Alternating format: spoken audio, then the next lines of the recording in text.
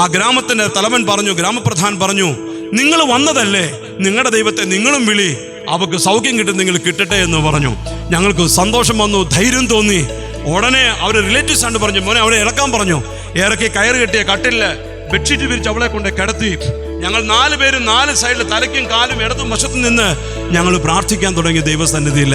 ആമേൻ പറയുമ്പോൾ കണ്ണു തുറക്കണം. കണ്ണു തുറന്നില്ലെങ്കിൽ ഞങ്ങൾക്ക് ആ പ്രദേശത്ത് വീണ്ടും യേശുവിന്റെ സുവിശേഷം പറഞ്ഞു പോകുവാനായിട്ട് കഴിയുകയില്ല.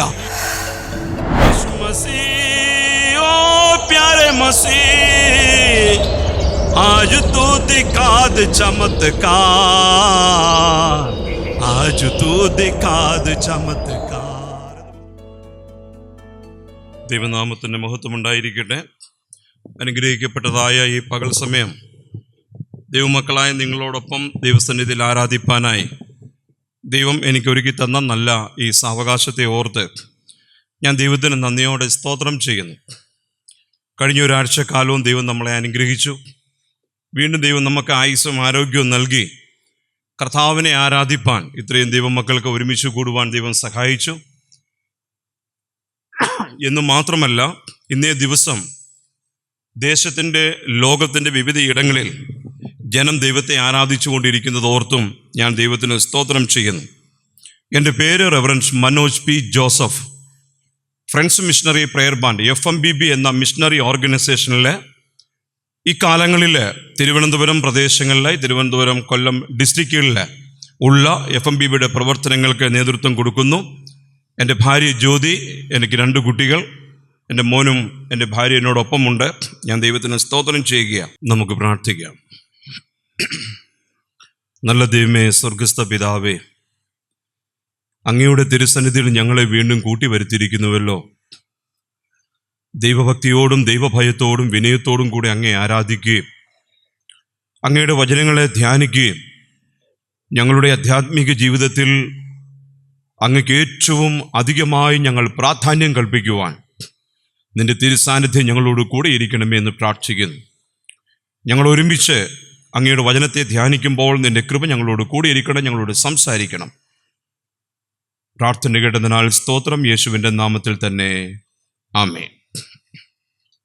ഇന്ന് എൻ്റെ മനസ്സിൽ തോന്നിയതായിട്ടുള്ള ഒരു ചിന്താ വിഷയം, എൻ്റെ ഉത്തരവാദിത്വം, മൈ റെസ്പോൺസിബിലിറ്റി, എൻ്റെ ഉത്തരവാദിത്വം. 3 വേദഭാഗങ്ങളിൽ നിന്ന് നിങ്ങളോടൊപ്പം ഞാൻ പങ്കുവെക്കാം എന്നാണ് ഞാൻ ആഗ്രഹിക്കുന്നത്. ഈ കാലങ്ങളിൽ എൻ്റെ വ്യക്തിപരമായ ജീവിതത്തിലും പ്രവർത്തന ജീവിതത്തോടും അനുബന്ധിച്ച് ഞാൻ ചിന്തിക്കുകയും എൻ്റെ ചിന്തകൾക്കും എൻ്റെ സംശയങ്ങൾക്കും എൻ്റെ ആവലാതികൾക്കും എൻ്റെ കർത്താവിൻ്റെ വചനത്താൽ എനിക്ക് ആശ്വാസം ലഭിക്കുന്നു, മാർഗനിർദ്ദേശം ലഭിക്കുന്നു. പലപ്പോഴും ഞാൻ സംസാരിക്കുമ്പോൾ എന്നോട് ദൈവം സംസാരിച്ചത്, ഞാൻ ചിന്തിച്ചത്, അതാണ് പലപ്പോഴും ഞാൻ പങ്കുവെക്കാറുള്ളത്. ഇവിടെ പറയുന്നു എൻ്റെ ഉത്തരവാദിത്വം, എൻ്റെ കർത്തവ്യം.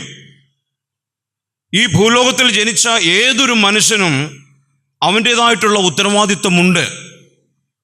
ഉത്തരവാദിത്വമില്ലാത്ത ഒരു മനുഷ്യനുമില്ല.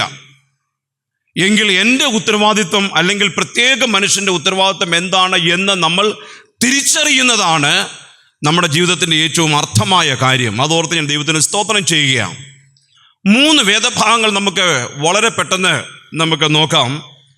ഒന്ന്, അപ്പോസ്തലന്മാരുടെ പ്രവൃത്തികൾ, അതിൻ്റെ 7-ാമത്തെ അധ്യായം, അതിൻ്റെ 60-ാമത്തെ വാക്യം. അവനോ മുട്ടുകുത്തി, കർത്താവേ, അവർക്ക് ഈ പാപം നിർത്തരുത് എന്ന ഉച്ചത്തിൽ നിലവിളിച്ചു. ഇത് പറഞ്ഞിട്ട് അവൻ നിദ്ര പ്രാപിച്ചു. ദൈവത്തിന് സ്തോത്രം. എന്നെ ഏറ്റവും കൂടുതൽ എൻ്റെ പ്രവർത്തനത്തിൽ, എൻ്റെ മിഷണറി പ്രവർത്തനത്തിൽ ഏറ്റവും കൂടുതൽ എന്നെ ഉത്സാഹിപ്പിക്കുകയും ഉത്തേജനം ചെയ്യിപ്പിക്കുകയും ചെയ്ത ഒരു വേദഭാഗമാണ് അപ്പോസ്തലന്മാരുടെ പ്രവൃത്തികൾ.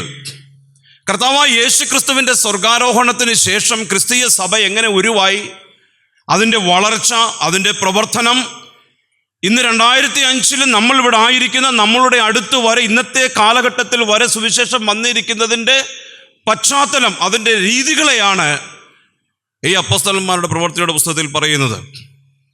പലപ്പോഴും ജീവിതത്തിലെ വെല്ലുവിളികൾ വരുമ്പോഴും, തടസ്സങ്ങൾ വരുമ്പോഴും, മുൻപോട്ട് പോകുവാൻ വഴികളില്ലാതിരിക്കുമ്പോഴും, ഈ വേദഭാഗങ്ങൾ വായിക്കുമ്പോൾ ദൈവം നമ്മളെ കൂടുതൽ ധൈര്യപ്പെടുത്തും. അതോർത്ത് ഞാൻ ദൈവത്തിന് സ്തോത്രം ചെയ്യുകയാണ്. ഈ പ്രവൃത്തികളുടെ പുസ്തകം നമ്മൾ വായിക്കുമ്പോൾ യേശുക്രിസ്തുവിന്റെ സ്വർഗാരോഹണത്തിന് ശേഷമുള്ള 1-ാമത്തെ അധ്യായം, അവിടെ നഷ്ടപ്പെട്ടു പോയ 12-ാമതിൽ ഒരുവനെ അവർ തിരഞ്ഞെടുക്കുന്നു. 2-ാമത്തെ അധ്യായത്തിലേക്കും പരിശുദ്ധാത്മാവിന്റെ വരവ്, 3, 4, 5 അധ്യായങ്ങളിൽ സഭ സ്ഥാപിക്കപ്പെടുകയും സഭ വളർത്തപ്പെടുകയും ചെയ്യുകയാണ്. അങ്ങനെയാണ് 6-ാമത്തെ അധ്യായത്തിലേക്ക് വരുമ്പോൾ സഭയുടെ വളർച്ച അധികമാകുകയും, ഇതിന്റെ പശ്ചാത്തലവും ഇത് വായിച്ച് നമുക്കറിയാവുന്നത് കൊണ്ട് വിശദീകരിക്കേണ്ട ആവശ്യമില്ല. അവരിലിടയിൽ ഉണ്ടായതായിട്ടുള്ള അഭിപ്രായ വ്യത്യാസങ്ങൾക്ക് ഒരു അവസാനം വരുത്തുവാനായി അവിടെ 7 പേരെ തിരഞ്ഞെടുക്കുന്നതായിട്ടും കാണുവാനായിട്ട് ഇടയാകുകയാണ്. അതിനുശേഷം സ്തേഫാനോസിന്റെ പ്രവർത്തനവും തൻ്റെ മരണവും 8-ാമത്തെ അധ്യായത്തിൽ വരുമ്പോൾ തൻ്റെ മരണത്തിന് ശേഷം സഭ ചിതറുന്നു, ചിതറിയ സഭ വളരുന്നു. 9-ാമത്തെ അധ്യായത്തിൽ വരുമ്പോൾ വിശുദ്ധ പൗലോസിനെ ദൈവം പിടിക്കുന്നു. 10-ാമത്തെ അധ്യായത്തിൽ വരുമ്പോൾ പത്രോസ് മുഖേന, ദൈവത്തിന് സ്തോത്രം, അവിടെ ജാതികൾക്കും യഹൂദന്മാർക്കും മാത്രമല്ല ജാതികൾക്കും സുവിശേഷം പറയണം എന്നുള്ള ദർശനത്തെ കൊടുത്ത് അവിടെ പ്രവർത്തനം വിശാലമാക്കുന്നു. പിന്നെ 12, 13, 14 അധ്യായങ്ങൾ തുടങ്ങുമ്പോഴേക്കും വിശുദ്ധ പൗലോസിന്റെ മിഷണറി യാത്രയെക്കുറിച്ച് നമുക്ക് കാണുവാനായിട്ട് കഴിയും. ഞാൻ ദൈവത്തിന് സ്തോത്രം ചെയ്യുക. എത്ര മനോഹരമായ രീതിയിലാണ് നമുക്ക് ഈ പുസ്തകം വായിക്കുവാനും പഠിക്കുവാനും കഴിയുന്നത്. എന്നാൽ ഇവിടെ ഈ 6-ാമത്തെ അധ്യായത്തിലേക്ക് വരുമ്പോൾ മേശയെങ്കിലെ ശുശ്രൂഷയ്ക്ക് അവർക്കുണ്ടായ ഒരു അഭിപ്രായ വ്യത്യാസത്തിൽ അപ്പോസ്തലന്മാർ പറയുന്നു, ഞങ്ങൾ പ്രാർത്ഥനയ്ക്കും ദൈവവചന ശുശ്രൂഷയ്ക്കും സമയം മാറ്റിവെക്കുകയാൽ നിങ്ങളുടെ ഇടയിൽ ശുശ്രൂഷിക്കുവാനായി ആരെ തിരഞ്ഞെടുക്കുന്നു? 7 പേരെ തിരഞ്ഞെടുക്കുവിൻ. അവരെങ്ങനെയുള്ളവരായിരിക്കണം? അവരാത്മാവും ജ്ഞാനവും നിറഞ്ഞവരും, നല്ല സാക്ഷ്യമുള്ളവരും, വിശ്വാസമുള്ളവരും, പരിശുദ്ധാത്മാവിൽ നിറഞ്ഞവരുമായിരിക്കണമെന്ന് അവിടെ പറയുകയാണ്. ദൈവത്തിന് സ്തോത്രം. ഞാൻ ഓരോ ഞായറാഴ്ചയിലും ഓരോ പള്ളികളിലാണ് പോകുന്നത്. ശ്രദ്ധിക്കണേ. കഴിഞ്ഞ ആഴ്ച പോയ ആരാമട പള്ളി, ഈ ഞായറാഴ്ച ഇവിടെ വന്നു. അടുത്ത ഞായറാഴ്ച പേയാടിനടുത്തുള്ളൊരു പള്ളിയാണ് പോകുന്നത്. ഓരോ പള്ളിക്കും ഡിനോമിനേഷൻ വ്യത്യാസമുണ്ട്. കാരണം എനിക്ക് FMBയുടെ വർക്കില്ല പോകുന്നത്. ആരാധനയ്ക്ക് വ്യത്യാസം, ആളുകൾക്ക് വ്യത്യാസം, ഇരിക്കുന്നതിന് വ്യത്യാസം, ഉറങ്ങുന്നതിന് വ്യത്യാസം, എല്ലാത്തിനും വ്യത്യാസമുണ്ട്. അപ്പൊ ഇന്നലെ ഞാനും എൻ്റെ മോനും അല്പം പണി ചെയ്യണമായിരുന്നു. ഞങ്ങൾ ചെയ്ത പണി നഷ്ടപ്പെട്ടു പോയി. 2:45 വരെ ഇരുന്നു, 6 മണി വരെ ഇരുന്നു, ഒന്ന് ഉറങ്ങി. പിന്നെ രാവിലെ ഒരിടത്ത് പോകണമായിരുന്നു. അങ്ങനെ ധൃതി വെച്ചാണ് വരുന്നത്. അപ്പം നമ്മൾ എന്തുമാത്രം, ഞാൻ അവിടെ ഇരുന്നപ്പം വളരെ ഭയത്തോടു കൂടെ ഇരുന്നത്. കാരണം ഓരോ പള്ളിയിൽ പോകുമ്പോഴും ഓരോ കോൺഗ്രിഗേഷൻ, ഓരോ സ്ഥലം, ഞാൻ ഈ നിൽക്കുന്ന സ്ഥലം, ഇതൊക്കെ വളരെ പ്രാധാന്യം കൽപ്പിക്കുന്നതിൽ ഒരുവനാണ് ഞാൻ. അതുകൊണ്ട് ഞാൻ രാവിലെ കഴിച്ചത് ഇഡ്ഡലിയാണ്. നിങ്ങൾ എന്താ കഴിച്ചതെന്ന് എനിക്കറിയില്ല. ദയവായിട്ട് ഉറങ്ങരുത്. ഉറങ്ങാതിരിക്കാൻ ഏറ്റവും നല്ലൊരു മരുന്ന് വരുമ്പം ബൈബിൾ കയ്യിലെടുത്തുകൊണ്ട് വരിക. കാരണം ഈ ഉരുണ്ട അക്ഷരമുള്ള ഈ ബൈബിളാണ് എൻ്റെയും നിങ്ങളുടെയും ഈ കേരളത്തിൻ്റെയും ജീവിതത്തിന് മാറ്റമുണ്ടായത്. അതുകൊണ്ട് പള്ളിയിൽ വരുമ്പം ബൈബിൾ കൊണ്ടുവരണം, ബൈബിൾ തുറന്നു വയ്ക്കണം, പറയുന്ന ഭാഗം വായിക്കണം. പിന്നെ ആരെങ്കിലും ക്ഷീണമുള്ളവരാ, പ്രയാസമുള്ളവരാ, അപ്പോൾ ഉറക്കമൊക്കെ വരും. എന്നാലും കുഴപ്പമില്ല, എന്നെ നോക്കിയിരുന്നാട്ടെ. ഒരു ഉദാഹരണത്തോടെ പറഞ്ഞിട്ട് ഞാൻ മുൻപോട്ട് പോകാം. എറണാകുളത്ത് ഞങ്ങളൊരു കൺവെൻഷന് ശേഷം ഒരു വീട്ടിൽ പോയപ്പോഴത്തേക്കും വലിയൊരു വീട്, ഭയങ്കര വലിയൊരു വീട്. അപ്പോൾ ആ വീട്ടിൽ ഞങ്ങളെ ആൻറ്റി പെട്ടെന്ന് അങ്ങ് പറയാം, പെട്ടെന്ന് ഞങ്ങൾക്ക് ഉണ്ടായ ഒരു സുഹൃത്ത് ബന്ധമാണ്. ആൻറ്റി പറഞ്ഞു, ഈ മിഷണറി കുടുംബത്തെ ഞാൻ എൻ്റെ വീട്ടിൽ പാർപ്പിച്ചോളാം. അങ്ങനെ ഞങ്ങളെ കുടുംബമായിട്ട് കൊണ്ടുപോയി. ഞാനും ജ്യോതിയും, ജോസൂട്ടിയും ആനിക്കുട്ടിയാണ്, ഞങ്ങൾ 3 പേരും അവിടെ ചെന്നു. വലിയ വീട്. അപ്പം ഇങ്ങനെ റൗണ്ടിൽ, സിനിമ സ്റ്റൈൽ ഇങ്ങനെ റൗണ്ടിലാണ് സ്റ്റെയർ കേസ് ഇറങ്ങി വരുന്നത്. ഒരെണ്ണം ആൻറ്റി കയറി, ഒരെണ്ണം മരുമോളെ വിളിച്ചു. അത് കഴിഞ്ഞ് കൊച്ചുമോനെ വിളിച്ചു, എടാ മോനെ ഓടി വന്നാട്ടെ, ദേ ഒരു അച്ഛൻ വന്നിരിക്കുന്നു, ഓടി വന്നാട്ടെ എന്ന് പറഞ്ഞു. ഉടനെ മരുമകള് ആ കിച്ചണിൽ നിന്ന് ഇങ്ങനെ വന്നു. ആ കൊച്ചുമോൻ ഒരു 9-10 വയസ്സുണ്ട് കൊച്ചുമോൻ. അവനവിടെ ഒരു നല്ല തക്കടക്കൊട്ട നല്ലൊരു കൊച്ച്. അവനിങ്ങനെ ഇറങ്ങി വരുന്നു. അവൻ ഇറങ്ങി വന്നിട്ട് ചോദിച്ചു, അമ്മച്ചി അച്ഛൻ എന്തിയേ? ദേണ്ട നിൽക്കുന്നതെന്ന് പറഞ്ഞു. അവനെ നോക്കിയിട്ട് ചില പന്തികേട് തോന്നി. അവൻ നോക്കിയിട്ട് ഉടനെ പറഞ്ഞു, അയ്യേ കറുത്ത അച്ഛൻ. ആ ആൻറ്റിയും ബുദ്ധിമുട്ടി, ആ മരുമോള് കുട്ടിയും ബുദ്ധിമുട്ടി. ഞാൻ പറഞ്ഞ, ആൻറ്റി പ്രയാസപ്പെടണ്ട, അവൻ നല്ല സൗന്ദര്യമുള്ള വെളുത്ത ആളുകളെ മാത്രമേ കണ്ടിട്ടുള്ളൂ. എന്നെപ്പോലുള്ള സുവിശേഷം അവൻ ആദ്യമായിട്ടാണ് കാണുന്നത്. അവിടെ നിങ്ങൾക്ക് നോക്കിയിരിക്കാൻ ബുദ്ധിമുട്ട് കാണും, പക്ഷെ ഇരുന്നേ പറ്റുകയുള്ളൂ. ദൈവത്തിന് സ്തോത്രം, ഉറങ്ങരുത്. ഈ സ്തേഫാനോസിനെ ഉൾപ്പെടെയുള്ള 7 പേരെ അവിടെ തിരഞ്ഞെടുത്തു. ആ തെരഞ്ഞെടുത്തിൽ അവരെങ്ങനെയുള്ളവരായിരുന്നു? അവരാത്മാവും ജ്ഞാനവും നിറഞ്ഞവരും നല്ല സാക്ഷ്യമുള്ളവരും വിശ്വാസവും പരിശുദ്ധാത്മാവിൽ നിറഞ്ഞവരുമായിരുന്നു. അപ്പോൾ അപ്പോസ്തലന്മാർ എന്തു പറഞ്ഞു? ശ്രദ്ധിക്കണം, ഞങ്ങൾ പ്രാർത്ഥനയും വചന ശുശ്രൂഷയിലും ഒക്കെ ഉറ്റിരിക്കിയാൽ ഇത്തരത്തിലുള്ള ശുശ്രൂഷയ്ക്ക് വേണ്ടി ഞങ്ങളെ മാറ്റി നിർത്തരുതേ എന്നവിടെ ശുശ്രൂഷകർ പറയുകയാണ്. ഇന്നത്തെ കാലഘട്ടവുമായിട്ട് നിങ്ങൾ താരതമ്യം ചെയ്യണം. താരതമ്യം ചെയ്ത് പ്രസംഗിക്കുന്നത് നമ്മുടെ രീതിയല്ല. അത് പോകട്ടെ, അതിലാർക്കെങ്കിലും എന്തെങ്കിലും ദൂതുണ്ടെങ്കിൽ എടുത്താട്ടെ, ദൈവത്തിന് സ്തോത്രം. എന്നാൽ ഈ സ്തേഫാനോസിന്റെ ജീവിതത്തിനൊരു വ്യത്യാസമുണ്ടായിരുന്നു. അവൻ മേശയെങ്കിലെ ശുശ്രൂഷകൾ ചെയ്തുകൊണ്ട് മാത്രം അവിടെ തന്നെ അവൻ ഒതുങ്ങാമായിരുന്നു. 7 പേരിൽ 6 പേരെ കുറിച്ച് യാതൊന്നും പറയുന്നില്ല. 7ാമനായ സ്തേഫാനോസിനെ കുറിച്ച് മാത്രമാണ് പറയുന്നത്. അവൻ എന്തുണ്ടായി? അവൻ കൃപയും ശക്തിയും നിറഞ്ഞവനായി അത്ഭുതങ്ങളും അടയാളങ്ങളും അവൻ ചെയ്തു. ദൈവത്തിന് സ്തോത്രം. യേശുക്രിസ്തുവിന്റെ നാമത്തിൽ അത്ഭുതങ്ങളും അടയാളങ്ങളും ചെയ്യണമെന്നുണ്ടെങ്കിൽ ആ ഒരു വ്യക്തി ജീവിതം എന്തുമാത്രം യേശുക്രിസ്തുവുമായിട്ടുള്ള ബന്ധവും എന്തുമാത്രം പരിശുദ്ധാത്മാവുമായിട്ടുള്ള നിറവിലുമായിരുന്നു എന്ന് ഈ വേദഭാഗം വായിക്കുമ്പോൾ നമുക്ക് മനസ്സിലാക്കുവാനായിട്ട് കഴിയും. ദൈവത്തിന് സ്തോത്രം. അതാണ് ഞാൻ പറഞ്ഞത്, നമുക്ക് ഉത്തരവാദിത്വങ്ങളുണ്ട്. കൊടുത്തിരിക്കുന്ന ഉത്തരവാദിത്വങ്ങൾക്കുപരിയായി ദൈവിക സാധ്യതകളെ കണ്ടെത്തി ദൈവനാമത്തെ മഹത്വപ്പെടുത്തുന്നതിനും മറ്റുള്ളവർക്ക് നന്മ ലഭിക്കുന്നതിനും കാരണമായി നമ്മളുടെ ജീവിത സാഹചര്യങ്ങളെ നമ്മൾ മാറ്റിയെടുക്കണം. അതാണ് സ്തേഫാനോസ് ചെയ്തത്. ഈ കാലങ്ങളിൽ ഉത്തർപ്രദേശത്തിൽ തന്നെ 855 കേസും അറസ്റ്റും ഇപ്പോഴും ജയിലിൽ കിടക്കുന്ന അനേക പ്രിയപ്പെട്ടവർ. നമ്മുടെ മിഷണറി റെവറൻഡ് സമരേന്ദ്ര സിംഗും സുഷ്മിതയും കഴിഞ്ഞതിന് മുമ്പത്തെ ശനിയാഴ്ച 20 ദിവസം ജയിലിൽ കിടന്നതിന് ശേഷം വെളിയിൽ വന്നു. ഞാൻ ദൈവത്തിന് സ്തോത്രം ചെയ്ത് പ്രാർത്ഥിക്കുക. ഇന്ന് ആളുകൾ ചോദിക്കുന്ന ഒരു കാര്യമുണ്ട്. ഞാൻ സെമിനാറിൽ എൻ്റെ ഒരു സഹോദരനെ കാണാൻ വേണ്ടി പോയി. അദ്ദേഹം കുളിക്കാൻ പോയപ്പോഴത്തേക്ക് ഞാൻ ആ റൂമിലിരിക്കുന്നു. ഒരു കൂട്ടം സെമിനാരി സ്റ്റുഡൻസ് എന്നെ വളഞ്ഞു. അപ്പം എന്നോട് ചോദിച്ചു, നിങ്ങളാണ്? ഞാൻ പറഞ്ഞു, ഞാൻ FMBB മിഷണറിയാണ്. അപ്പം പ്രവർത്തനങ്ങളെ കുറിച്ച് ചോദിച്ചപ്പോൾ അവർ ശക്തമായിട്ട് എന്നോട് വാദിച്ചത് എന്താണെന്നറിയാമോ? നിങ്ങളെപ്പോലുള്ളവർ പ്രവർത്തിക്കാൻ പോകുന്നത് കൊണ്ടാണ് ഈ ഭാരതദേശത്തിൽ എന്തുണ്ടാകുന്നത്? എതിർപ്പുകളും ബുദ്ധിമുട്ടുകളും പ്രയാസങ്ങളും ഉണ്ടാകുന്നത്. ഇന്നത്തെ ക്രിസ്തീയ വിശ്വാസികൾക്കും ക്രിസ്തീയ സഭകൾക്കും അനേക ക്രിസ്തീയ ശുശ്രൂഷകളുടെ മനോഭാവം ഇതാകുന്നു എങ്കിൽ എടുത്താട്ടെ. ആ 6ാമത്തെ അധ്യായം എടുക്കുമ്പോൾ അവൻ കൃപയും ശക്തിയും നിറഞ്ഞവനായി അത്ഭുതങ്ങളും അടയാളങ്ങളും ചെയ്തപ്പോൾ സ്തേഫാനോസിന് നേരിട്ട അതേ സംഭവമാണ് ഇന്നത്തെ കാലഘട്ടത്തിലും ക്രിസ്തീയ പ്രവർത്തകർക്കും ശുശ്രൂഷകർക്കും വിശ്വാസികൾക്കും എതിരെയും നേരിടുന്നത്. ഞാൻ ദൈവത്തിന് സ്തോത്രം ചെയ്യുക. അവരെന്ത് ചെയ്തു? അവൻ സ്തേഫാനോസിനോട് തർക്കിച്ചു. അവനോട് എതിർത്ത് നിൽപ്പാൻ അവർക്ക് കഴിഞ്ഞില്ല. അവർ മറ്റു ചിലരെയൊക്കെയും അവനെതിരായി വശത്താക്കി അവനെക്കുറിച്ച് കള്ളസാക്ഷ്യം പറഞ്ഞു. ജനത്തെയും മൂപ്പന്മാരെയും ഇളക്കി ന്യായാസനത്തിന്റെ നടുവിൽ അവർ നിർത്തി. എന്നാൽ അവന്റെ മുഖമോ ഒരു ദൈവദൂതന്റെ മുഖം പോലെ കണ്ടു എന്ന് ആ 6ാമത്തെ അധ്യായം 8 മുതലുള്ള വാക്യങ്ങൾ വായിക്കുകയാണ്. ഇന്നത്തെ കാലഘട്ടത്തിലും ക്രിസ്തീയ വിരുദ്ധ പ്രവർത്തനം എന്ന് പറഞ്ഞാൽ ആരും തെറ്റ് ചെയ്തിട്ടല്ല.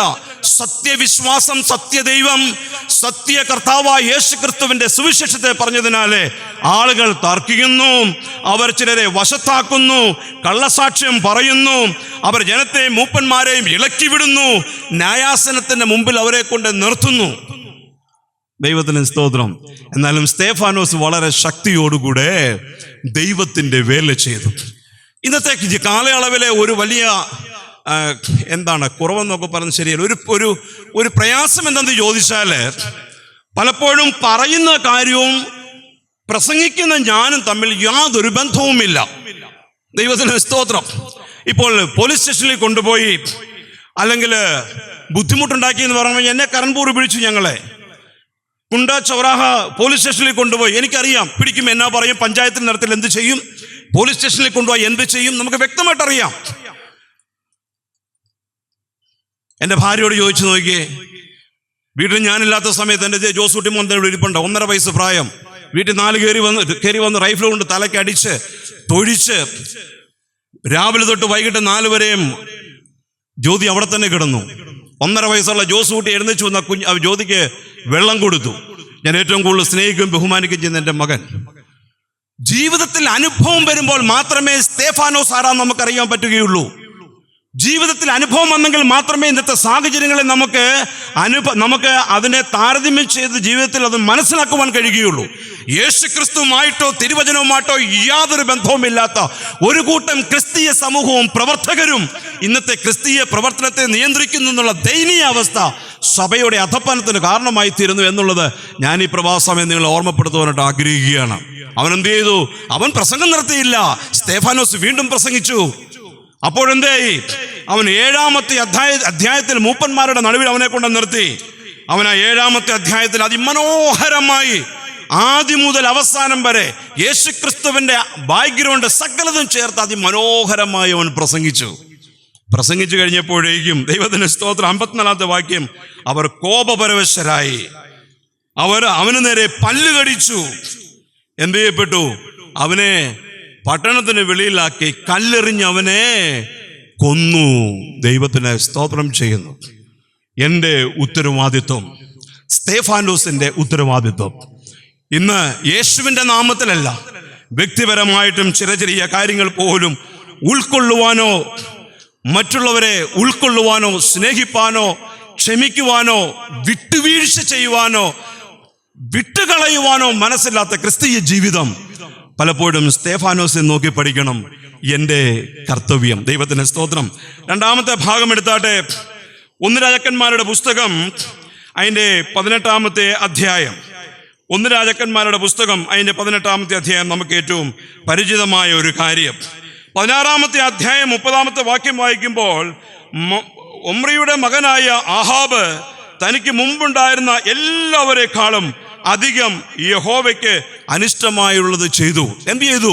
അന്യജാതിക്കാരിയായ ഇസബേൽ എന്ന് പറഞ്ഞതായിട്ടുള്ള സ്ത്രീയെ പോയി അവൻ വിവാഹം ചെയ്തു. അവക്കൊരു പ്രത്യേകത എന്തെന്ന് ചോദിച്ചാൽ, അവൾ ബാൽ ദേവി ദേവന്മാരെ ആരാധിക്കുകയും പൂജിക്കുകയും ചെയ്തുകൊണ്ട് വന്നവൾ എന്നിരിക്കെ അവൾ വരുമ്പോഴും ഇതെല്ലാം വന്നതിന് ശേഷം എന്ത് ചെയ്യപ്പെട്ടു? ആഹാബും ഇതോടൊപ്പം തൻ്റെ ജീവിതത്തെ മാറ്റി. അങ്ങനെ ജനത്തിന്റെ നടുവിൽ ഒരു വലിയ പ്രതിസന്ധി നേരിട്ടു. അപ്പോൾ ഏലിയാവെന്ന് പറഞ്ഞ വലിയ മനുഷ്യൻ അദ്ദേഹം വന്നിട്ട് പറഞ്ഞു, യഹോവയായ ദൈവം പറഞ്ഞിട്ടല്ലാതെ ഇനി എന്തുണ്ടാകുകയില്ല? മഞ്ഞും മഴയും ഉണ്ടാകുകയില്ല. അനുകൂല സാഹചര്യത്തിൽ ദൈവത്തെ ആരാധിക്കുക, അനുകൂല സാഹചര്യത്തിൽ തിരുവചനത്തെ ഉയർത്തി കാണിക്കുക, അനുകൂല സാഹചര്യത്തിൽ പ്രാർത്ഥിക്കുക, കൂട്ടായ്മ വെക്കുക, അത് വളരെ സാധാരണ കാര്യം. എന്നാൽ പ്രതികൂല സാഹചര്യത്തിലും കർത്താവിന് വേണ്ടി നിലനിൽക്കുക എന്നുള്ളതാണ് ഏറ്റവും വലിയ വെല്ലുവിളി. ഏലിയാവൻ എന്തു പറ്റി? അവൻ കെരീത്ത് തോട്ടിലേക്ക് കടന്നുപോയി.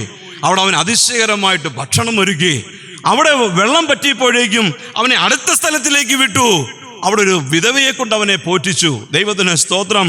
എന്നാൽ 18-ാമത്തെ അധ്യായം വരുമ്പോഴേക്കും ആസാഫ് ഇറങ്ങി വരികയാണ്, ഒബേദ്യാവിനെ വിളിക്കുകയാണ്. കാരണം വരൾച്ച അധികമായി, തൻ്റെ കന്നുകാലികൾ, കുതിരകൾ, കഴുതകൾ ഭക്ഷണത്തിന് വഴിയില്ലാതായപ്പോഴേക്കും അവർക്കൊരു തീരുമാനമെടുത്തു, നമുക്ക് ദേശത്തിൻ്റെ 2 വഴിക്കും കടന്നു പോകാം, എന്തെങ്കിലും സാധ്യതയുണ്ടോ എന്ന് നമുക്ക് നോക്കാം. ദൈവത്തിന് സ്തോത്രം.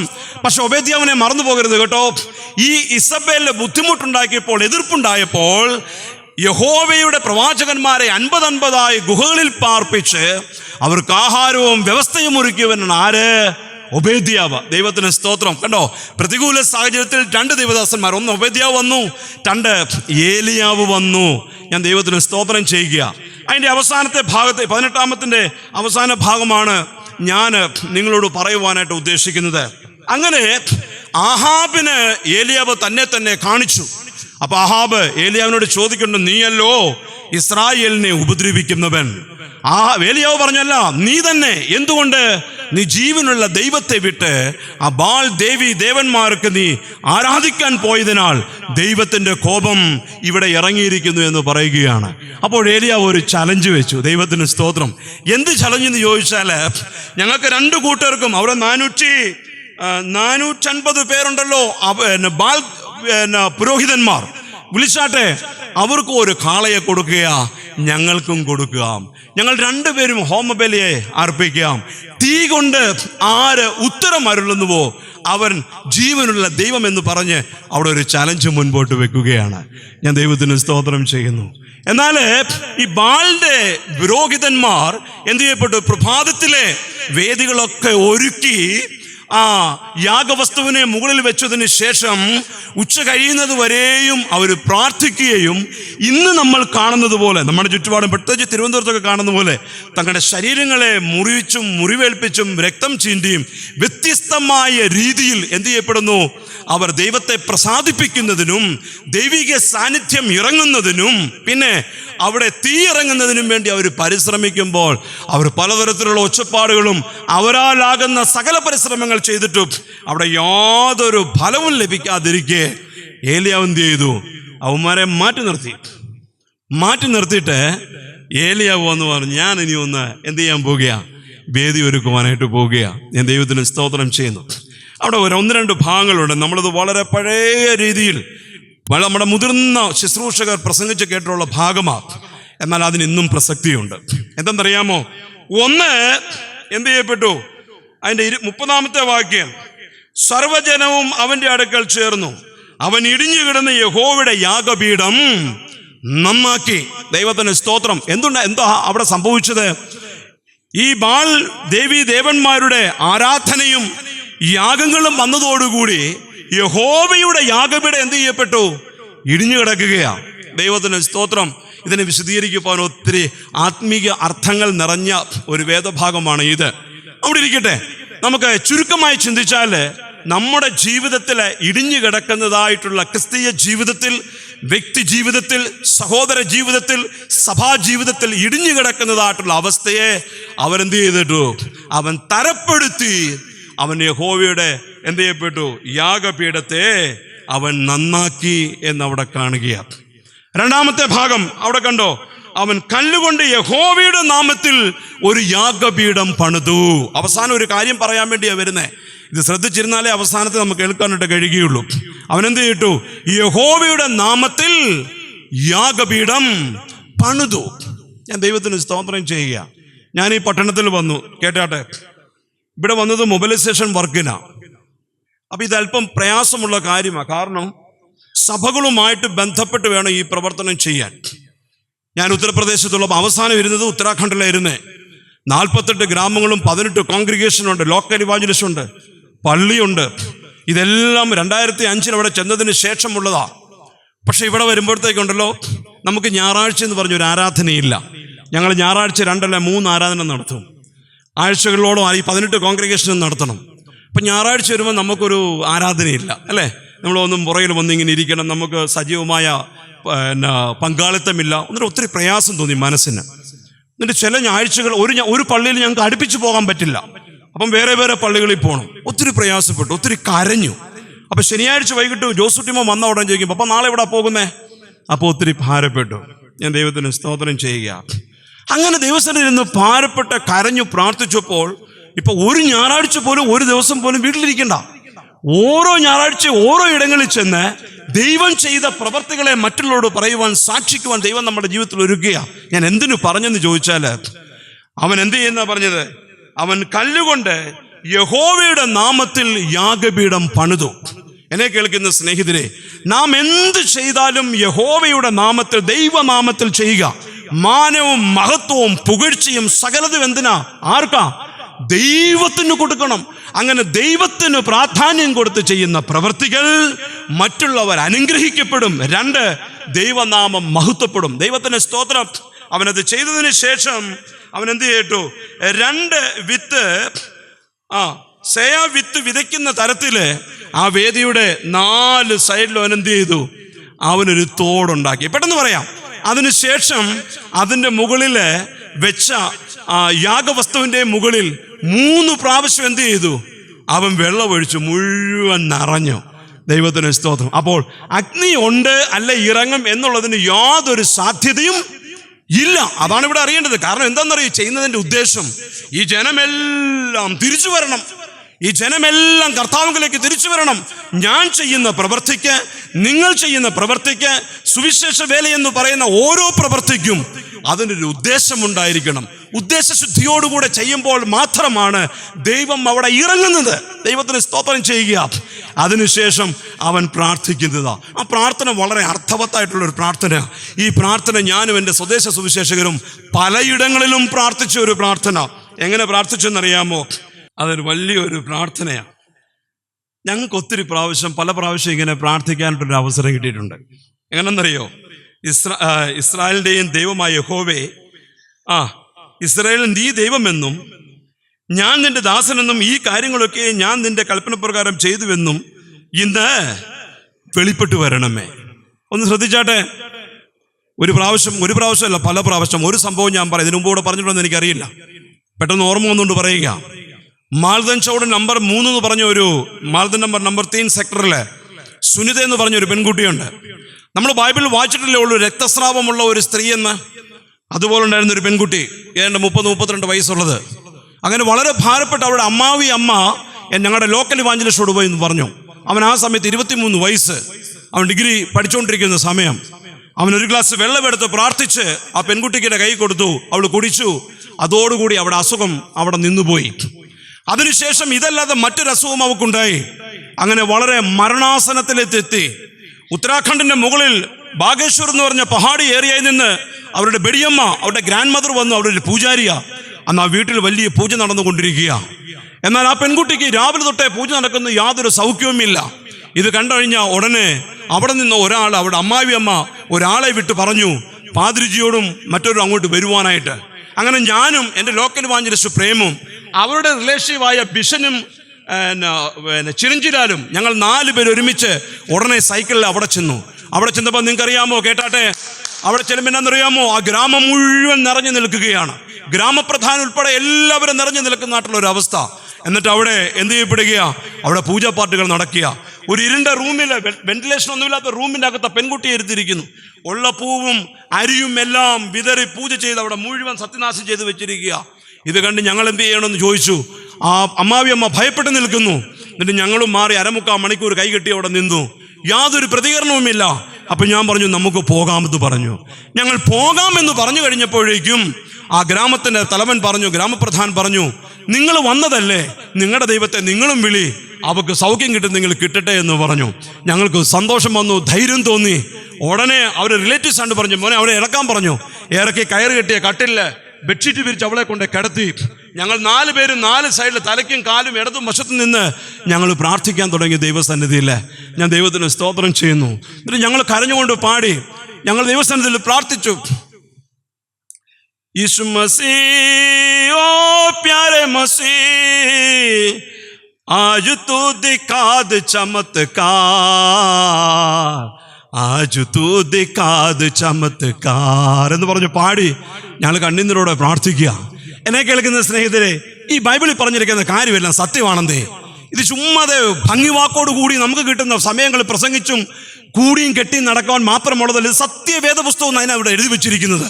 ഞങ്ങൾ അതിൽ പറഞ്ഞതുപോലെ ഞങ്ങൾ വിശ്വസിച്ച് അവിടെ നിന്ന് പ്രാർത്ഥിച്ച് അവിടെ നിന്ന് പാടുവാൻ തുടങ്ങി, പ്രാർത്ഥിക്കാൻ തുടങ്ങി. സമയം എന്തായെന്നറിയാമോ? 1/2 മണിക്കൂറിലധികമായി. ഇപ്പം ഞങ്ങളുടെ പ്രാർത്ഥന എന്ന് പറഞ്ഞു കഴിഞ്ഞാൽ ആമേൻ പറയുമ്പോൾ കണ്ണു തുറക്കണം. കണ്ണു തുറന്നില്ലെങ്കിൽ ഞങ്ങൾക്ക് ആ പ്രദേശത്ത് വീണ്ടും യേശുവിൻ്റെ സുവിശേഷം പറഞ്ഞു പോകുവാനായിട്ട് കഴിയുകയില്ല. കണ്ടോ ഏലിയാവിൻ്റെ അതേ ഭാഗം. അപ്പോൾ ഞങ്ങൾ അങ്ങനെ പ്രാർത്ഥിച്ചു, നീ ജീവനുള്ള ദൈവമെന്നും ഞങ്ങൾ നീ അയച്ചിട്ട് വന്നു എന്നും ഇവർ വിശ്വസിക്കുവാൻ തക്കവണ്ണം നീ അത്ഭുതം പ്രാപിക്കണമെന്ന് പറഞ്ഞു. അങ്ങനെ പ്രാർത്ഥിച്ച അവസാനം ഞങ്ങളൊരു ധാരണയിലെത്തി, നമുക്ക് ആമേൻ പറയാമെന്ന്. അന്നേരത്തെ ഏതാണ്ട് 45 മിനിറ്റായി. ഗ്രാമം മുഴുവൻ നിൽക്കുകയാണ്. അപ്പോൾ ഞങ്ങൾ പറഞ്ഞു, യേശുവിൻ്റെ നാമത്തിൽ ഞങ്ങൾ പ്രാർത്ഥിക്കുന്നു, ആമേൻ എന്ന് പറഞ്ഞപ്പോൾ ആ പെൺകുട്ടി കണ്ണു തുറന്നു. Hallelujah, hallelujah. ഇതൊന്നും പറഞ്ഞാൽ നമ്മൾ ഹല്ലേലൂയ പറയല്ല. നമ്മൾ ഹല്ലേലൂയ പറഞ്ഞാൽ നിന്നെ ഒരു വിടുതൽ കാണിക്കും, നിന്നെ വേറെ ഒരു ലെവലാക്കും. നിന്റെ ബന്ധനം മാറും. ക്രിസ്ത്യാനിക്ക് ഇന്നും ബന്ധനമാ, വിടുതലാ. ചുമ്മാ ഇതെല്ലാം വിട്ടേച്ച് ഒരു ഹല്ലേലൂയ പറഞ്ഞേ. അങ്ങനെ കണ്ണു തുറന്നു കഴിഞ്ഞപ്പോൾ ഞങ്ങൾക്ക് ധൈര്യം വന്നു. അപ്പം ഞങ്ങൾ വീണ്ടും പ്രാർത്ഥിക്കുക, കർത്താവേ, ഒരു ചമ്മച്ച്, ഒരു സ്പൂണെങ്കിലും ആ പെൺകുട്ടി ഒരു വെള്ളം കുടിക്കണമേ എന്ന്. അവളെ എഴുന്നേൽപ്പിച്ചിരുത്തി. എന്നിട്ട് അവൾക്ക് ആ 1 സ്പൂൺ പാല് കൊടുത്തു. അത് കുടിച്ചു. അവൾ ജീവനോടിരിക്കുന്നു. ഞാൻ ദൈവത്തിന് സ്തോത്രം ചെയ്യുന്നു. ഹല്ലേലൂയ.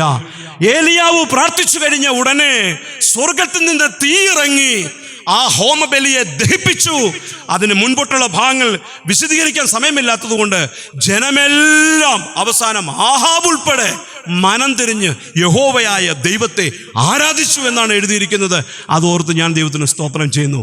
എൻ്റെ ഉത്തരവാദിത്വം, ദൈവത്തിന് സ്തോത്രം, എൻ്റെ ഉത്തരവാദിത്വം. മൂന്നാമത്തെ കാര്യം കൂടെ പെട്ടെന്ന് പറഞ്ഞുകൊള്ളട്ടെ. യോനായുടെ പുസ്തകം എടുത്തേ. യോനായുടെ പുസ്തകം അതിമനോഹരമായ ഇനിയൊരു ഭാഗമാണ് യോനായുടെ പുസ്തകം. നമുക്കറിയാവുന്ന ഭാഗം. അതിൽ ഒന്ന് രണ്ട് ചിന്തകൾ മാത്രമാണ് എനിക്ക് പങ്കുവെക്കുവാനുള്ളത്. യോനായുടെ പുസ്തകത്തില് നിനവയിലുണ്ടായതായിട്ടുള്ള അധാർമിക ജീവിതത്തെ കണ്ട യഹോവ അവരോട് പ്രസംഗിക്കുവാനായി യോനായെ തിരഞ്ഞെടുത്ത് നിനവയിലേക്ക് വിടുന്നു. എങ്കിലും അവന്റെ സ്വയത്തീരുമാനത്തിനാല് അവൻ എങ്ങോട്ട് പോയി? അവൻ തർശീശിലേക്ക് പോയി, അല്ലേ? അവൻ പോയി ഒരു കപ്പൽ കയറി, കപ്പലിൻ്റെ അടുത്തിട്ട് കയറി കിടന്ന് ഉറങ്ങി. ആ വലിയൊരു പ്രക്ഷോഭം, ഒരു കാറ്റ് അലിച്ചു. ആ കപ്പൽ മുങ്ങുന്ന പോലെയായി. ആൾക്കാരെല്ലാം അവനവൻ്റെ ദൈവത്തെ വിളിച്ചു. അവസാനം നോക്കിയപ്പോൾ ഇവനെ എഴുന്നേൽപ്പിച്ചതിന് ശേഷം അവനോട് ചോദിക്കുന്ന ഒരു ചോദ്യമുണ്ട്. അതൊന്ന് നോക്കിയേ. അതിൻ്റെ 8-ാമത്തെ വാക്യം. നിന്റെ തൊഴിലെന്ത്? നീ എവിടെ നിന്ന് വരുന്നു? നിന്റെ നാട് ഏത്? നീ ഏത് ജാതിക്കാരനെന്ന് ചോദിച്ചു. 1-ാം അധ്യായം 8-ാം വാക്യം. അതിന് അവൻ അവരോട്, ഞാനൊരു എബ്രായൻ, കടലും കരയും ഉണ്ടാക്കിയ സ്വർഗീയ ദൈവമായ യഹോവയെ ഞാൻ ഭജിച്ചു വരുന്നു എന്ന് പറഞ്ഞു. അതിന്റെ അർത്ഥം നോക്കിക്കോണം. ആ പുരുഷാരം അത്യന്തം ഭയപ്പെട്ടു. ദൈവത്തിന് സ്തോത്രം. ദൈവത്തെ തിരിച്ചറിഞ്ഞവന് ഭയമില്ല. ദൈവത്തെ അറിയാത്തവൻ എന്തുണ്ട്? ഭയമുണ്ട്. ഇന്ന് ക്രിസ്തീയ ജീവിതത്തിലും ക്രിസ്തീയ പ്രവർത്തനത്തിലും ഞാൻ ഉൾപ്പെട്ട് നിന്ന് പ്രവർത്തിക്കുന്ന സുവിശേഷകർക്കും ഇല്ലാതെ പോയ ഒരു കാര്യം, ഉറക്കപ്പറ, ദൈവഭയം. ദൈവത്തിന് സ്തോത്രം. അതിനാണ് ഭയവും ഭക്തിയും എന്ന് നമ്മൾ പറയുന്നത്. എന്നെ കേൾക്കുന്ന സ്നേഹിതരെ, അവനെ ഉപയോഗിച്ച വാക്ക് കണ്ടോ? കടലും കരയും ഉണ്ടാക്കിയ സ്വർഗീയ ദൈവമായ യഹോവ. ഇന്ന് ഞാനും നിങ്ങൾ ഈ ആലയത്തിൽ വന്നിരിക്കുന്നുവെങ്കിൽ ഈ ആയുസ്സിൽ ദൈവം നമുക്ക് കൊടുത്ത ഏറ്റവും വലിയ ഭാഗ്യമാണ് ഈ ജീവനുള്ള ദൈവത്തെ അറിഞ്ഞു എന്നുള്ളത്. എന്ന് മാത്രമല്ല, ഞായറാഴ്ച ഒരുങ്ങി ഈ ആലയത്തിൽ വന്നു ചേരുവാനുള്ള സാഹചര്യം ഒരുക്കിയത് നമ്മുടെ ജീവിതത്തിന്റെ ഭാഗ്യമാണ്. മനോഹരമായ ഈ പള്ളിയും കോമ്പൗണ്ടും ആരോ ചെയ്തിരിക്കാം. എന്നാൽ ഇന്നത്തെ തലമുറയിൽ നമുക്ക് ആരാധിക്കുവാൻ ഇങ്ങനൊരു അന്തരീക്ഷം കൊടുത്തിരിക്കുന്നുവെങ്കിൽ അത് ദൈവത്തിന്റെ ഭാഗ്യമാണ്. മനോഹരമായ പള്ളിക്ക് സ്ഥലം വാങ്ങി, എവിടെ? മുക്കോല വഴിക്ക്. അവിടെ അവർക്ക് പള്ളി പണിയാൻ കഴിയുന്നില്ല. പ്രാവച്ചമ്പലത്തിന് അപ്പുറേ സ്ഥലം വാങ്ങി മനോഹരമായ പള്ളി ചെയ്ത് AC വരെ ഫിറ്റ് ചെയ്തു. അവിടെ ആരാധിക്കാൻ അനുവാദമില്ല. അവരാണ് തൻ്റെ ഒരു ഹോളില്, ഫസ്റ്റ് ഫ്ലോറിൽ തുറന്നായ ഒരു ഹാളിൽ ദൈവത്തെ ആരാധിച്ചു കൊണ്ടിരിക്കുന്നു. അപ്പോൾ അവർ നമ്മളെക്കാട്ടിലും പാപികളായിട്ടാണ് അവിടെ ആരാധിക്കുന്നത്. അല്ല, നമുക്ക് ദൈവം കൊടുത്ത ഭാഗ്യം. എന്നിട്ട് വിരലിലൊന്ന് എണ്ണിക്കേ ആൻറ്റി. ദൈവത്തിന് സ്തോത്രം. ദൈവം കൊടുത്ത നന്മകൾ വിരലിലൊന്ന് എണ്ണിക്കേ. എത്രയെത്ര നന്മകളാണ് ദൈവം കൊടുത്തിരിക്കുന്നത്. നമുക്ക് കൊടുത്തിരിക്കുന്ന ആരോഗ്യം, നമ്മുടെ കുടുംബം, നമ്മുടെ ജീവിത സാഹചര്യങ്ങൾ. ദൈവത്തിന് സ്തോത്രം. എണ്ണിയാൽ തീരാത്ത നന്മകളെന്നാണ് പറയുന്നുവെങ്കിൽ നാം എന്തുമാത്രം ദൈവത്തെ ഭയപ്പെടണം. നാം എന്തുമാത്രം ദൈവത്തെ നമ്മൾ ഭയവും ഭക്തിയോടുകൂടെ ജീവിക്കണം. ഞാൻ ദൈവത്തിന് സ്തോത്രം ചെയ്യുക. അവനോ ദൈവത്തിൻ്റെ ശബ്ദത്തെ തിരസ്കരിച്ചു പോയിവെങ്കിലും അവനെ കണ്ട ജനത്തിന് ഭയമുണ്ടായി. ചുരുക്കി പറഞ്ഞ് അവനെ എടുത്ത് എങ്ങോട്ടിട്ടു? കടലിൽ കളഞ്ഞു. ഇന്ന് പലരെയും എടുത്ത് വെള്ളത്തിലിട്ട പലയിടങ്ങളും സൗഖ്യപ്പെടും. ദൈവത്തിന് സ്തോത്രം. ഇത് പലതും ഇങ്ങനെ കിടക്കുക, ഉറങ്ങിക്കിടക്കുക. എങ്ങനെയുള്ളവനാ? ദൗത്യത്തെ കൊടുത്ത് ദൗത്യത്തെ വിട്ടിട്ട് തിരിച്ചു വന്ന് കള്ളത്തരമായിട്ട് കിടക്കുക. അവന് യാതൊരു ഭയവുമില്ല, ഭക്തിയുമില്ല. അത് ഞാനങ്ങ് വിട്ടുകളയുക. ദൈവത്തിന് സ്തോത്രം. എന്നാൽ ദൈവത്തിന് അവനോട് വലിയൊരു പ്രാധാന്യം തോന്നി. ദൈവത്തിന് അവനെയും കൊണ്ട് ഉദ്ദേശമുണ്ട്. ദൈവത്തിന് എന്നെയും കൊണ്ട് നിങ്ങളോട് ഉദ്ദേശമുണ്ട്. അതുകൊണ്ടാണ് പല തെറ്റുകളും കുറ്റങ്ങളും കുറവുകളും ചെയ്തിട്ടും നമ്മളെ തള്ളിക്കളയാതെ ഇന്നുവരെയും താങ്ങി നടത്തുന്ന കൃപകളെ ഓർത്ത് ഞാൻ ദൈവത്തിന് സ്തോത്രം ചെയ്യുന്നു. ഹല്ലേലൂയ. ഇവിടെ എന്ത് ചെയ്യപ്പെട്ടു?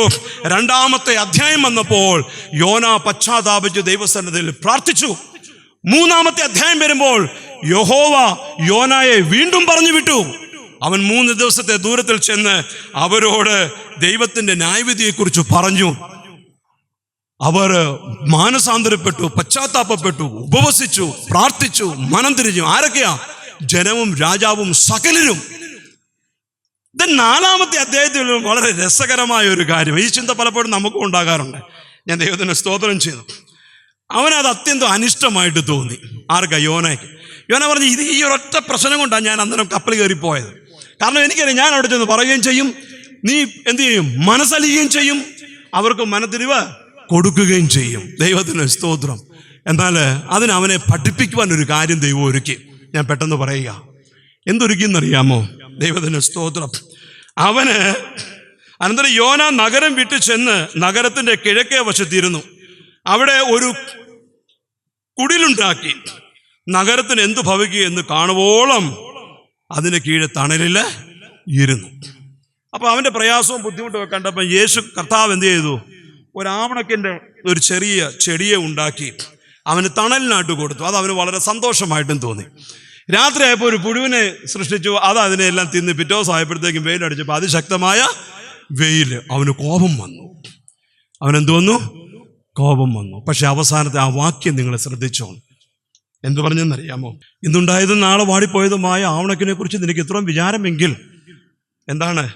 വലം കൈയും ഇടം കൈയും തിരിച്ചറിഞ്ഞിട്ട് കൂടാത്ത 1,20,000 ചെല്ലുവാനും മനുഷ്യരും അതിലെ അനേകം മൃഗങ്ങളും നഗരവുമായ നിനവയെക്കുറിച്ച് എനിക്ക് അയ്യോ ഭാവം തോന്നിക്കൂടാ. ഇതിന് വേറെ ആത്മീക അർത്ഥമുണ്ട്. ഇതിനെ ഒന്നുകൂടെ വിശദീകരിച്ച ഞാൻ എൻ്റെ വാക്ക് ഇവിടെ അവസാനിപ്പിക്കും. പഴയ ഒരു പാട്ടുണ്ട്, നമുക്ക് എല്ലാവർക്കും അറിയാവുന്ന ഒരു പാട്ട്. ഒരുമിച്ച് പാടാം.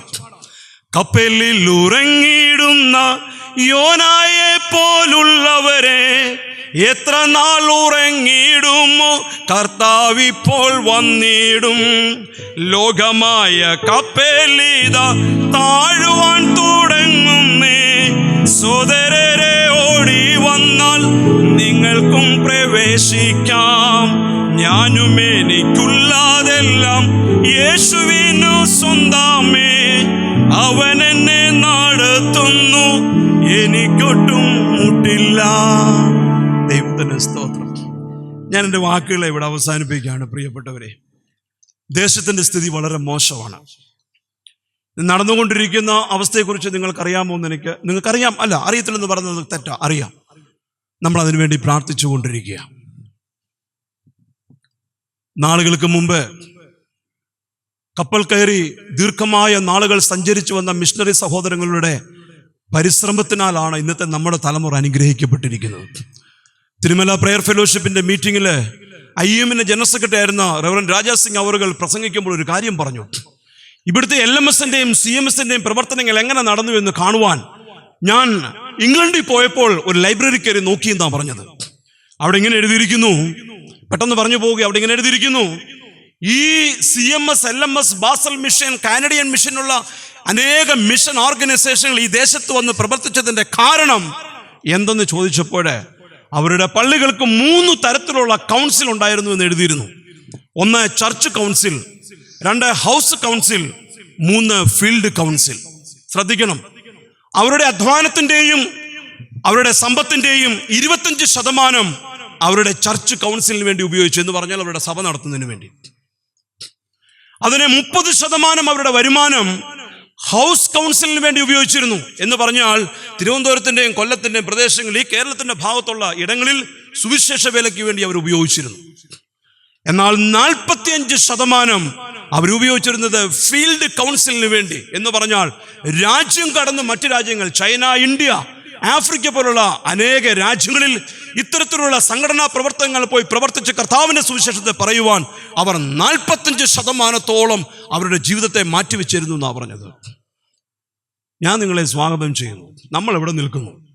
ഞാൻ കഴിഞ്ഞ ആഴ്ച പോയപ്പോഴും ചോദിച്ച അതേ ചോദ്യം നിങ്ങളെ ഒന്ന് ഓർമ്മപ്പെടുത്തുക. എൻ്റെ സമയമായി. നമ്മുടെ ഈ പള്ളിയിൽ നിന്ന് എത്ര പേര് പാസ്റ്റേഴ്സായിട്ട് പോയിട്ടുണ്ട്, ഇപ്പോൾ പഠിച്ചുകൊണ്ടിരിക്കുന്നു? നമ്മുടെ ഈ പള്ളിയിൽ നിന്ന് എത്ര മിഷണറിമാർ ഈ കേരളം വിട്ട് അന്യ സംസ്ഥാനങ്ങളിലോ രാജ്യങ്ങളിലോ പ്രവർത്തിക്കുന്നുണ്ട്?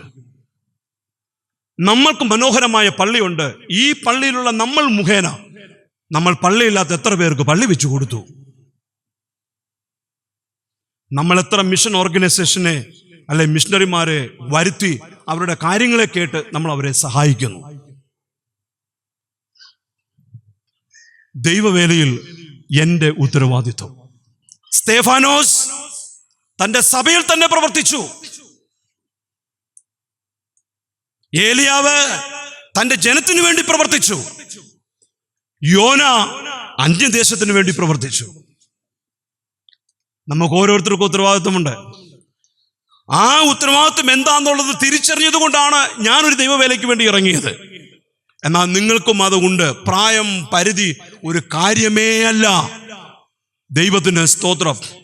ഞാൻ നിങ്ങളെ ആഹ്വാനം ചെയ്യുന്നു. പ്രിയരെ, ഞാനിവിടെ കാണിച്ചത് FMBയുടെ പ്രവർത്തനത്തെക്കുറിച്ചാണ്. 66 വർഷം കഴിഞ്ഞു. ഉത്തരവാദിത്വത്തോടു കൂടിയും ലക്ഷ്യബോധത്തോടു കൂടെ പ്രവർത്തിക്കുന്ന ഒരു സംഘടനാ പ്രവർത്തനം ഈ ആധ്യാത്മിക ഈ സാമ്പത്തിക വർഷത്തിലും ഏപ്രിൽ തൊട്ട് ജനുവരി വരെ 10 മാസത്തിലെ പരിശ്രമത്തിലെ നമുക്ക് 46 ലോക്കൽ ഇവാഞ്ചലിസ്റ്റും 85 പുതിയ ആരാധനക്കൂട്ടങ്ങളും 20 മനോഹരമായ പള്ളികൾ പണിയുന്നതിനും 11,002 പേരെ വിശ്വാസത്തിൽ കൊണ്ടുവന്ന് സ്നാനപ്പെടുത്തി സഭയുടെ ഭാഗമാക്കി തീർക്കുന്നതിന് സാധിച്ചു. ഒരു ഹല്ലേലൂയ പറഞ്ഞേട്ടെ. എന്നാൽ എനിക്ക് നിങ്ങൾക്ക് ഉത്തരവാദിത്വമുണ്ട്. ഞാൻ എൻ്റെ വാക്കുകളെ ചുരുക്കുക. 6,35,327 ഗ്രാമങ്ങൾ നമ്മുടെ ഭാരതത്തില്, 144 കോടി ജനം, 1,721 ഭാഷ, 2,654 ജാതിക്കൂട്ടങ്ങൾ. ഇതിലെന്തിനും എനിക്ക് നിങ്ങൾക്ക് പങ്കുണ്ടോ? നിങ്ങൾക്ക് എന്തെങ്കിലും പങ്കുണ്ടോ? ഇതിൽ വ്യക്തിപരമായിട്ടോ കുടുംബമായിട്ടോ സഭയായിട്ടോ കൂട്ടമായിട്ടോ ഞാൻ നിങ്ങളെ സ്നേഹത്തോടെ ആഹ്വാനം ചെയ്യുന്നു. ഇത്തരത്തിലുള്ള പ്രവർത്തനങ്ങളിൽ പ്രാർത്ഥിക്കുകയും സംബന്ധിക്കുകയും പ്രവർത്തിക്കുകയും അനേക പ്രിയപ്പെട്ടവരുടെ നടുവിൽ ഇരിപ്പുണ്ട്. അവരെ ഓർത്ത് ഞാൻ ദൈവത്തിന് സ്തോത്രം ചെയ്യുക. ദൈവം നമ്മളെ അനുഗ്രഹിക്കും. ദൈവം എൻ്റെ കുടുംബത്തെയും നിങ്ങളുടെ കുടുംബത്തെയും നമ്മുടെ സഭയെ നമ്മുടെ തലമുറയും ദൈവം അനുഗ്രഹിക്കും. എന്നാൽ സ്തേഫാനോസിനെ മറന്നു പോകരുത്, ഏലിയാവിനെ മറന്നു പോകരുത്, യോനായെ മറന്നു പോകരുത്. ഒഴിവൊഴിവുകൾ പറഞ്ഞും മറ്റുള്ളവരെ കുറ്റം ചാരി നിൽക്കുമ്പോൾ കർത്താവ് യോനായോട് പറഞ്ഞത് ഓർത്തോളണം. ഇടം കൈയും വലം കൈയും തിരിച്ചറിയത്തില്ലാത്ത ജനം. ഞാൻ നിങ്ങളെ സ്നേഹത്തോടെ സ്വാഗതം ചെയ്യുന്നു. വിശാലമായിട്ടൊന്ന് ചിന്തിച്ചാട്ടെ. ഒരൊറ്റ ഉദാഹരണം പറഞ്ഞ് ഞാൻ നിർത്തിയേക്കാം. എനിക്ക് 3 മിനിറ്റ് ഉണ്ട്. ഒരു വീട്ടിൽ ഞാൻ പോയി, അദ്ദേഹം സുവിശേഷ വേല ചെയ്യുന്നതാ. ഒരു സഭയുടെ നല്ല നേതൃത്വത്തിൽ നിൽക്കുന്ന ഒരു മനുഷ്യൻ ആ പേരോട് പറഞ്ഞു, സാറേ ഞാൻ വളരെ ബിസി ആയിരുന്നു. ഞാൻ ചോദിച്ചു, അയ്യോ സാറിനെ കണ്ടിട്ടിപ്പം 2-3 മാസമായല്ലോ, ഞാൻ വിളിച്ചിരുന്നല്ലോ എന്ന് പറഞ്ഞു. ഇല്ല, ഞാൻ വിദേശ രാജ്യങ്ങളിലെല്ലാം പോയിട്ട് വന്നിരുന്നു എന്ന് പറഞ്ഞു. അപ്പം എന്താണെങ്കിലേ വിശേഷിച്ച് മക്കളൊക്കെ ഇവിടെ ആണല്ലോ? ഇല്ല, എൻ്റെ സഭയും ഞാൻ വിട്ടു നിൽക്കുന്ന പ്രവർത്തനങ്ങളും ഞങ്ങൾ എഡ്യൂക്കേഷനിലും മറ്റുള്ള അനേകരെ സഹായിക്കുന്നു. പ്രയാസപ്പെടുന്ന ബുദ്ധിമുട്ടുന്നവരെ സഹായിക്കുന്നു. ഉടനെ ഞാൻ എടുത്ത വയലോ പറഞ്ഞു, അങ്കിളെ അല്ല സാറേ, എന്നാൽ ഞങ്ങളെപ്പോലുള്ള മിഷണറീസിനെ ഒന്ന് സഹായിക്കുമോ? എൻ്റെ മോളും പഠിക്കുക ബാംഗ്ലൂർ, ഞങ്ങൾ വളരെ ബുദ്ധിമുട്ടില്ല. ഉടനെ പറഞ്ഞു, ഞങ്ങളുടെ സഭ വിട്ടുള്ള കളി ഇല്ല, ഞങ്ങളുടെ സഭയിലുള്ളവർക്ക് മാത്രമേ ഞങ്ങൾ ചെയ്യുള്ളൂ എന്ന് പറഞ്ഞു. എന്നെ ഞാനൊന്ന് ചിന്തിച്ചു. നമുക്ക് നമ്മളിലുപരി സഹജീവികളെ സ്നേഹിക്കുകയും കാണുകയും കരുതുകയും പ്രവർത്തിക്കുകയും ചെയ്യുവാനുള്ള ഉത്തരവാദിത്വം നമ്മുടെ കയ്യിലുണ്ട്. അത് സ്തേഫാനോസ് ചെയ്തു, അത് ഏലിയാവ് ചെയ്തു, അതാര് ചെയ്തു? അത് യോന ചെയ്തു. യഹോവയുടെ ആജ്ഞ. ദൈവസന്നിധിയിൽ നമ്മളെ തന്നെ സമർപ്പിക്കാം. ദൈവത്തിൻ്റെ കൃപ നമ്മളോട് കൂടിയിരിക്കട്ടെ. അവസരം ഒരുക്കി തന്ന പ്രിയപ്പെട്ടവരുടെ എല്ലാ സ്നേഹത്തെ നന്ദി അറിയിക്കുന്നു. കർത്താവിൻ്റെ കൃപ നമ്മളോട് ഇരിക്കുമാറാകട്ടെ. ആമേൻ.